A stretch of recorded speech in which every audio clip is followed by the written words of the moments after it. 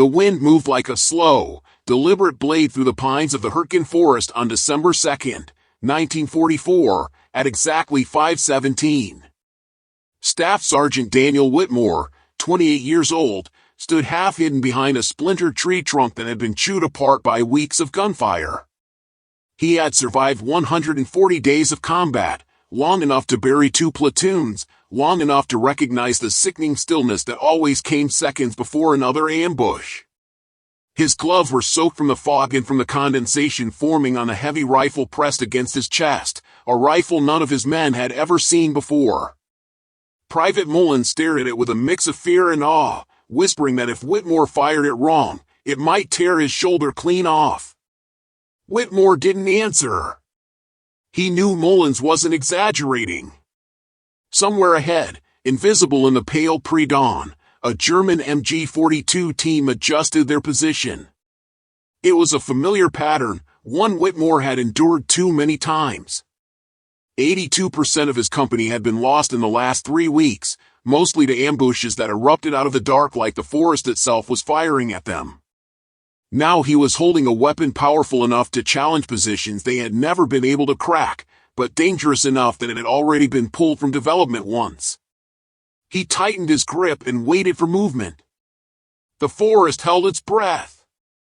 The Hürtgen campaign had been a grinder, a battle of inches in a forest designed to swallow entire armies. Fog hid movement, trees deflected sound, and the Germans had carved firing pockets with such precision that the 9th Infantry Division often walked single file into kill zones they couldn't see until it was too late. Whitmore's role was to lead small units of engineers through these nightmare paths, clearing lanes for armor and supply teams. But every advance became the same ritual of fear, a burst of MG-42 fire, bodies dropping before anyone spotted the muzzle flash, the survivors diving for cover that barely slowed the rounds ripping through the air. The numbers never lied. A German machine gunner could trigger 30 rounds in the time it took an American rifleman to identify where the fire came from. By the time Whitmore raised his M1, the enemy's bullets had already cut the air to ribbons. It wasn't bravery or cowardice that determined survival here, it was math. And the math had been against them since they first entered the woods. Private Harold Green had been the first to fall from Whitmore's squad. Green, a tall kid from Texas with a talent for recognizing distant sounds and storms, insisted he could pinpoint a hidden MG nest before it fired. Whitmore trusted him. Green moved up 10 yards, listening, head tilted. He had just raised his hand to signal something when the forest erupted. One burst. Green collapsed before Whitmore could even shout his name. The pattern had begun, and it would not stop. Corporal Luis Herrera died a week later. Before the war, he'd been a carpenter in Los Angeles, building homes with the steadiness of someone who understood structure and weight. In the forest he used that same instinct to identify where the Germans might dig in, where angles created advantages, where the first shots would come from. Herrera proposed a flank to outmaneuver an MG-42 shielded by thick logs. Whitmore approved it. He remembered watching Herrera slip between the pines, shoulders hunched, moving like he was trying to keep his family name out of danger. The MG nest fired before Herrera even reached his position. Whitmore saw the log splinter as the rounds punched through. Herrera never had a chance. For Whitmore, the guilt settled in like the damp air, inescapable, heavy, cold. These weren't reckless men. They weren't poorly trained. They were simply overpowered. The German positions were too fortified, their machine guns too fast, their cover too well chosen. The American .30-06 rounds struggled to chew through wet timber and frozen soil. Every approach ended the same way. Every loss felt like a mathematical certainty rather than a battlefield misstep. And so the question began to take shape, quietly at first, then louder every day. How do you fight an enemy you can't reach? How do you break a defensive line designed to absorb everything you fire at it? How do you win a gunfight when the other side is already aiming before you even arrive? Whitmore ran the questions over in his mind as he cleaned his rifle by lantern light, as he wrote letters he never sent, as he walked past the stumps where his friends had fallen. It wasn't that the men were failing. It was that the doctrine and the weapons they carried weren't built for this place. The standard M1 Garand could punch through a few inches of dry wood at distance, but against the thick, damp logs and layered earthworks the Germans favored, the rounds lost energy too quickly. The bullets were fast, accurate, but not forceful enough to break fortifications before the machine gunners reacted. The imbalance was simple. The Germans could shoot through almost anything the Americans hid behind. The Americans couldn't return the favor. Unless someone found a way. The memory came back to Whitmore on a night so quiet it felt staged, like the forest itself wanted him to think clearly for once. Months earlier, during a rare lull in Belgium, he had seen a crate being moved by ordnance personnel. Inside was a prototype rifle designed for a borderline insane purpose, to fire a supercharged round meant originally for light anti-armor work. It was heavy, unwieldy, and had been pulled from testing because soldiers complained the recoil felt like being hit in the chest with a shovel. It had cracked stocks, broken wrists, and earned a nickname Whitmore never forgot, the Mule. High Command had banned its frontline use, claiming it was more dangerous to the shooter than to the enemy. Simple. Stupid. Conveniently forgotten. And exactly what the forest demanded. The idea was reckless, but so was sending men into positions where they died without ever seeing who killed them. Whitmore felt something shift inside him, a hard certainty forming beneath the fear. He wasn't trying to be a hero. He was trying to survive long enough to send the rest of his men home. If the mule rifle could tear through the tree trunk sheltering German gunners, then it didn't matter if command had buried it. He needed something that hit harder than doctrine allowed. That same night, Whitmore slipped into the remains of a blown-out storage hut, a place half buried in dirt and shrapnel. The prototype rifle lay wrapped in an old canvas sheet, exactly where he'd seen ordnance men stash it months earlier. He uncovered it slowly, feeling the unbalanced weight, the cold steel that seemed to warn him to think twice. But he didn't need to think twice. He already knew the alternative. He carried the weapon back to his position under darkness, heart pounding at every snapping twig. Modifying a banned rifle in the middle of a live combat zone wasn't bravery, it was treason in some men's eyes. Still, he worked. He cut strips of leather from old boots to create a makeshift recoil pad. He tightened screws, reinforced the stock with salvaged wire from ration crates, wrapped the grip to prevent slipping in the wet cold. Every adjustment felt like an argument with fate itself. A loose screw clattered to the ground. Whitmore nearly stopped breathing. Footsteps approached outside, boots crushing frost. Whitmore froze, hand resting over the rifle like shielding a forbidden secret. The footsteps passed. The forest swallowed the sound. He exhaled slowly and kept working. It took him 2 hours to be certain the weapon would not break apart in his hands. Then he aimed at 2 stacked logs 30 yards away. He fired once. The recoil slammed his body backward. But the logs? They split open cleanly, as if struck by something far beyond rifle fire. Whitmore stared at the smoking barrel, shoulders trembling. For the first time in weeks, the balance of the forest felt different. Not safer. But no longer entirely in the enemy's favor. This was the moment he realized something simple. If he could fire this weapon even once in the right direction, it could change everything. If this kind of forgotten battlefield innovation pulls you in, consider subscribing so we can keep rescuing stories that were never meant to disappear. Dawn came slowly in the Hürtgen, a pale gray seep of light filtering through the trees like a warning rather than a promise. Whitmore didn't sleep. His shoulder throbbed from testing the modified rifle. He tried rolling it, stretching it, even massaging it with the dull warmth of a ration tin, but nothing eased the deep ache. It didn't matter. Pain was a fair trade if it meant his men wouldn't be carried out on blankets again. The air smelled of frozen soil and pine sap. Frost crackled with each footstep as Whitmore and 7 remaining men crept along a narrow trail barely wide enough for 2 boots side by side.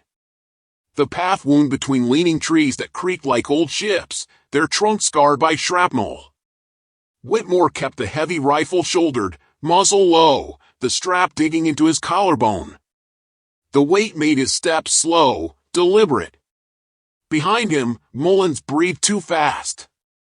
Private O'Reilly carried a Bangalore torpedo and kept it pressed to his chest as if it were a newborn. Sergeant Vance walked on Whitmore's left, eyes scanning for the faintest glimmer of metal, the telltale sign of a hidden MG-42. Everyone knew the pattern. Everyone walked like the ground might suddenly open under them. Whitmore raised his fist. The column froze. Ahead, maybe 40 yards, a set of logs had been arranged in a way that didn't quite match the randomness of fallen timber. 2 straight. 2 parallel. 2 intentional. Whitmore's men saw it too. No one spoke. They didn't need to. Every soldier in the Hürtgen learned the same deadly arithmetic. 1 nest meant 3. 3 meant a kill zone. A branch snapped deep inside the line of trees. Whitmore lowered into a crouch, rifle angled toward the false pile of logs. The forest exhaled with him. For a heartbeat, nothing moved. And then, exactly as expected, the MG-42 roared. The world dissolved into splintering wood and burning air. Bullets tore the bark around Whitmore's head, punching through trees like paper. O'Reilly dove into a ditch. Mullins tripped on his own feet but managed to roll into cover. Vance flattened himself against a stump that shook violently each time a round struck it. Whitmore didn't retreat. He couldn't. The old pattern was unfolding again, the same one that killed Green and Herrera. The Germans had set the angles perfectly, suppressed the lead file, kill the stragglers, isolate the squad. It would take seconds for a second machine gun to join in, then a third. No American would advance under that kind of fire. But now Whitmore had something the forest had never seen. He steadied the prototype rifle against the splintered remains of a tree, breath slow, eyes narrowing to the width of the gap between the stacked logs. He didn't need to see the gunner. He only needed to fire through the obstacle. He squeezed. The recoil hammered into his chest with a violent, punishing force that stole half his breath. The shot echoed like a cannon blast trapped between walls of trees.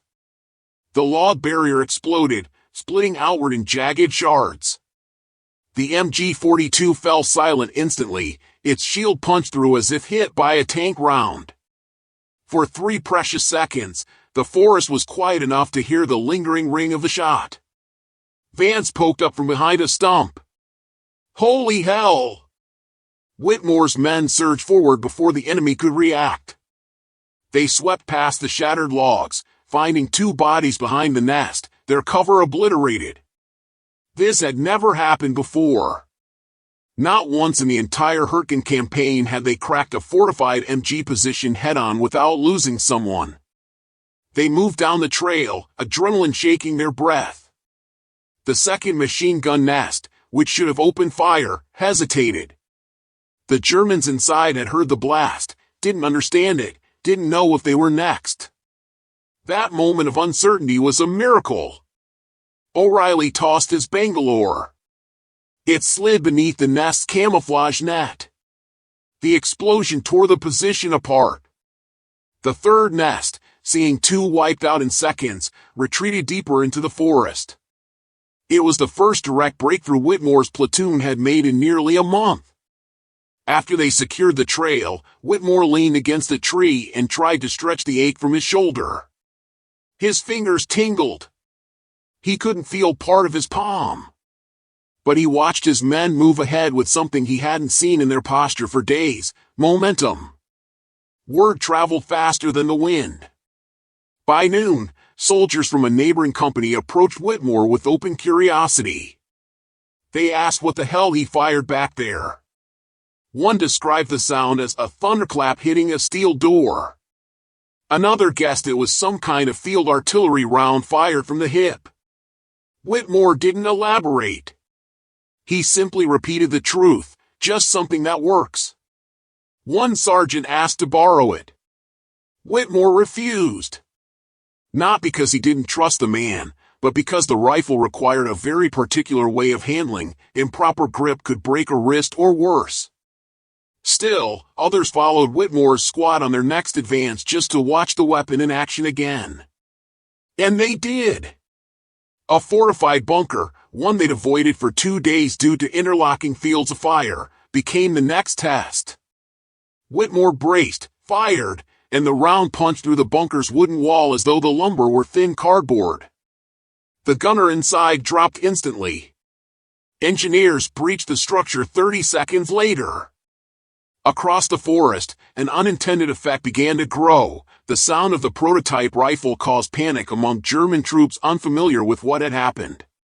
Some assumed the Americans had brought new anti-material rifles into the line. Others believed small artillery pieces had been moved into the canopy. Rumors spread across enemy trenches faster than official reports could counter them. American commanders noticed the shift in atmosphere too. Whatever is happening in Whitmore's sector, one captain remarked, the Germans aren't pressing like before. The woods were still hell. But now, for the first time, the enemy second-guessed their own invincibility. But innovation in war always draws attention from the wrong places. 2 days later, as Whitmore cleaned the rifle behind a log pile, Captain Hensley approached, stern, formal, and unmistakably irritated. The men straightened instinctively. Hensley nudged the weapon with his boot. Sergeant Whitmore, he said, what exactly is that? Whitmore stood, feeling a cold weight settle in his stomach. A prototype that was stored in ordnance, sir. Hensley's jaw tightened. Stored is one thing. Fielded in combat is another. Who authorized this? No one, sir, Whitmore answered. But it saved lives. Hensley crouched and examined the weapon closer, brow furrowing. He recognized its lineage, the oversized chamber, the reinforced steel, the shape of the bolt. He'd seen the report months ago when High Command banned further frontline testing due to risk of serious injury. He looked at the shattered bunker behind Whitmore. Then at the rifle's improvised reinforcements. Then at the soldiers who stood nearby, watching silently, knowing exactly what this argument represented. Regulation versus survival. Doctrine versus reality. Hensley exhaled sharply. This weapon could injure you. Or the man next to you. Do you understand that? Yes, sir. And you fired it anyway? Yes, sir. Hensley stared at the ground for a long moment, then stood. His voice softened, just enough to reveal something beneath the strict exterior. Keep it quiet. If supply asks, you never had it. If command sees it, you didn't get it from me. Whitmore nodded. It was not approval. But it was protection. That night, Whitmore sat alone with the rifle resting across his knees. He thought of Green and Herrera. He pictured the log splitting apart under the force of the shot. He thought of how many men he might still lose, and how many he might save. The weapon was dangerous, unpredictable, unforgiving. But so was the forest. He whispered to himself that if this rifle cost him an arm, a shoulder, or even his life, it was a fair exchange if it meant his squad had a chance to see home. As snow began to fall through the torn canopy, Whitmore made a quiet promise. He would carry the rifle until either it broke, or he did. The forest no longer belonged entirely to the enemy. Not anymore. Not as long as Whitmore could hold his ground, lift the barrel, and fire a shot the Germans couldn't anticipate or withstand. And in the coming weeks, that shot would echo far beyond the trees of Hürtgen. Snow hardened the forest floor until footsteps cracked like snapping bones. The Hürtgen shifted from mud and fog to ice and silence, a silence Whitmore no longer feared in the same way. The rifle weighed even more in the cold, the metal stiff and biting against his gloves, but its presence brought a strange steadiness. Each time he slung it over his shoulder, the ache in his bones reminded him that the weapon was not an ally, only a tool. It demanded strength, precision, and the willingness to accept its punishment. But Whitmore also knew this. It worked. In the 3 weeks that followed, the weapon became an unseen force that reshaped pockets of the forest. Whenever his platoon struck a heavily fortified position, Whitmore advanced first. At each bunker, log wall, or sniper blind, he carved an opening where none existed. A single shot collapsed firing ports, shattered machine gun shields, or tore through stacked logs as if they were brittle winter branches. The sound of the modified rifle spread through the American lines, whispered between platoons like a rumor too dangerous to speak aloud and too valuable to ignore. Some called it Whitmore's cannon. Others said it was an anti-tank gun disguised as a rifle. One private swore it must have been developed by the OSS, something meant for sabotage behind enemy lines. And yet only a handful of men had actually seen it, fewer still had held it, and none besides Whitmore could handle the recoil without risking serious injury. The rifle became both a secret and a legend. And with each battlefield success, Whitmore began noticing something he had not seen since September: hope. Men who had once lowered their heads while walking through the forest now scanned the trees with sharper eyes. They followed his lead with more confidence. They approached heavy cover without accepting death as the expected outcome. Even the engineers who dreaded clearing the narrow trenches now carried themselves differently, standing closer to Whitmore as if his presence somehow bent the battlefield in their favor. But the higher the impact, the closer the scrutiny that followed. One frigid morning, a colonel from division headquarters arrived unexpectedly. He wore a pristine greatcoat that looked absurd in the shredded forest. He asked for Whitmore by name. The platoon grew quiet. The atmosphere changed instantly. Whitmore stepped forward, rifle slung behind him, hoping the weapon wasn't visible beneath the folds of his blanket roll. The colonel's eyes were sharp. "Sergeant, I understand your section has achieved significant breakthroughs in the last 3 weeks." Whitmore nodded. "Yes, sir. Your reports mention overcoming positions that other units could not penetrate. That seems unusual." Whitmore didn't reply. The colonel motioned toward the rear. "Walk with me." They stepped away from the others, boots crunching over frozen needles. The colonel spoke without looking at him. "Men talk. They say you're using a weapon not approved for frontline use." Whitmore kept his voice steady. "I use what keeps my men alive." "That is admirable," the colonel said. "But we do not fight wars with admiration. We fight with orders." He held out a hand. "Show me the rifle." It was not a request. Whitmore unslung it slowly and placed it in the colonel's hands. The man turned the weapon, studying every improvised repair, the leather padding, the reinforced stock, the wire bindings. His brow furrowed deeper the longer he examined it. "This weapon was banned for a reason," he said. "Do you know how many injuries it caused during testing?" "Yes, sir." "And you still chose to use it?" "Yes, sir." The colonel exhaled as if releasing years of doctrine.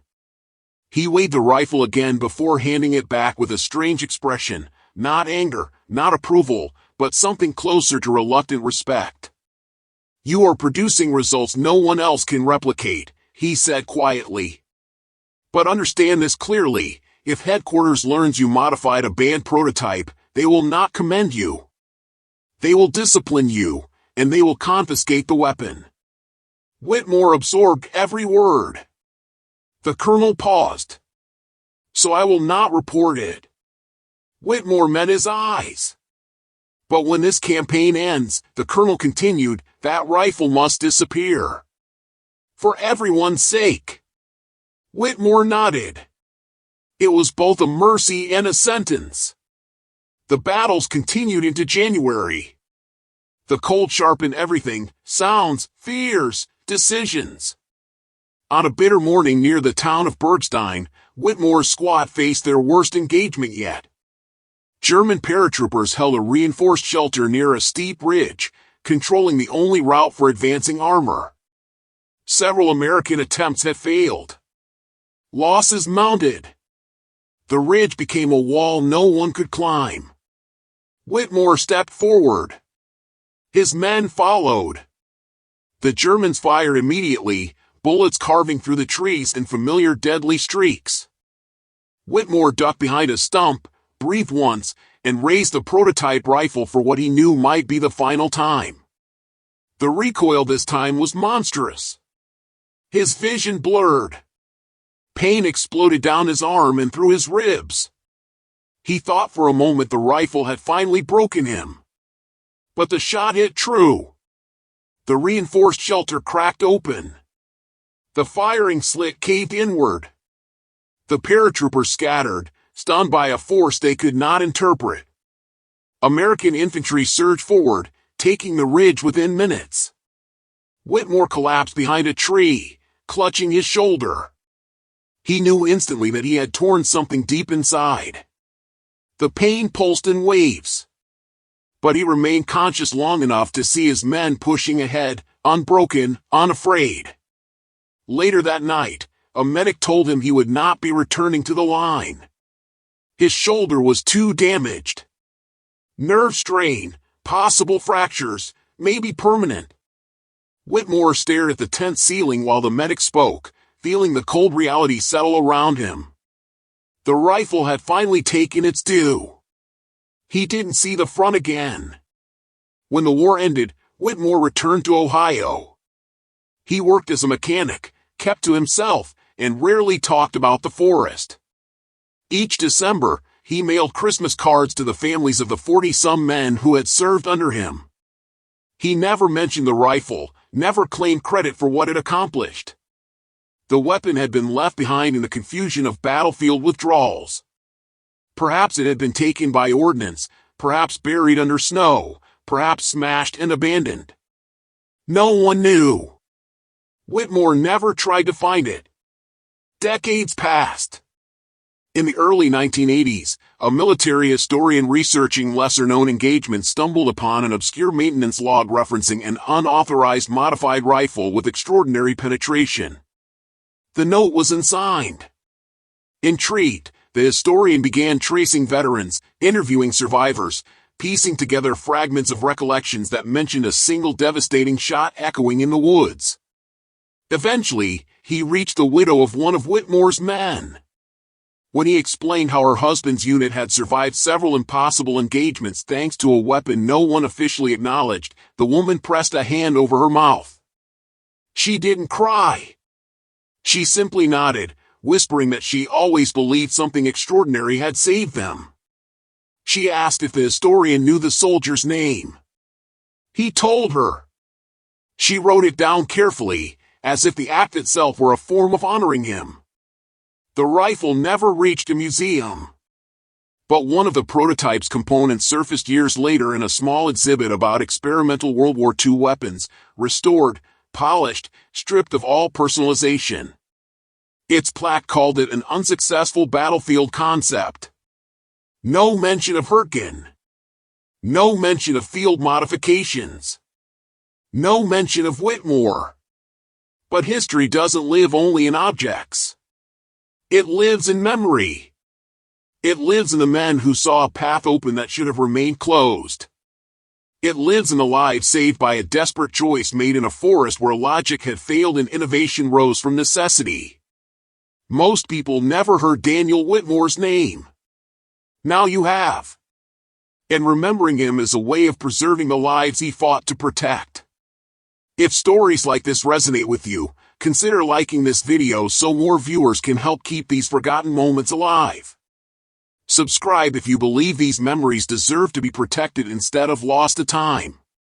And tell us in the comments where you're watching from. We read every one, and this community continues to grow because of people like you.